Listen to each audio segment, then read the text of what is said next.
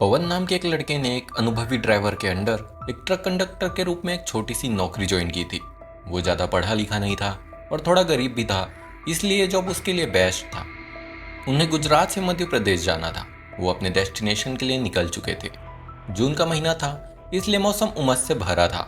वो अपने सफ़र का मज़ा ले रहे थे। लगातार 8 घंटे गाड़ी चलाने के बाद दोपहर के करीब 3 बजे वे एक ढाबे पे रुके और वहाँ लंच किया। उनके लंच करते करते ही मौसम काफ़ी सुहाना हो गया था। लंच करने के तुरंत बाद वो अपने डेस्टिनेशन के लिए फिर से निकल पड़े। तभी थोड़ी ही देर में जोरदार बारिश शुरू हो गई। इस वजह से ड्राइवर ने अपने ट्रक को साइड लेन में पार्क कर दिया। साथ ही उसे थोड़ी नींद भी आ रही थी, इसलिए उसने थोड़ी देर सोने का फैसला किया।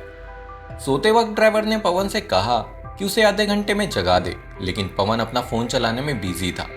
उसने ड्राइवर के बात को ढंग से सुना भी नहीं और इधर ड्राइवर गहरी नींद में चला गया। कुछ समय बाद ड्राइवर की नींद खुली और उसने देखा कि पवन अपनी खिड़की से एक महिला से बात कर रहा था।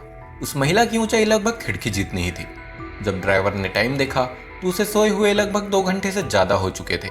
इस वजह से वह गुस्से से भर गया था और उसकी आंखें लाल हो गई थी।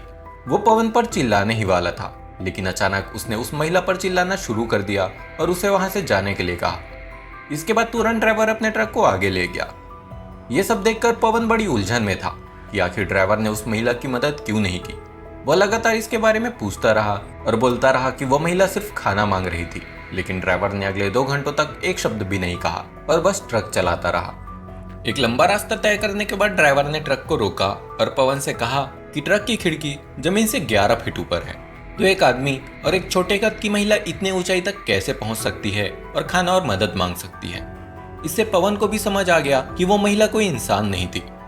इसके बाद ड्राइवर ने उसे बताया कि वह एक महिला की आत्मा थी जो खाना पकाने के लिए रास्ते से लकड़ियां इकट्ठा करने आती थी, लेकिन 2 साल पहले एक एक्सीडेंट में उस महिला की मृत्यु हो गई थी। जब वह सड़क पार कर रही थी तभी एक ट्रक ने उसे कुचल दिया था। उस दिन से वह कोई ना कोई गाड़ी ढूंढती है और उनकी दिशा बदल देती है और उन्हें मार देती है। उसके साथ वे सभी लोग भी थे जिन्होंने उस दुर्घटना में अपनी जान गंवाई।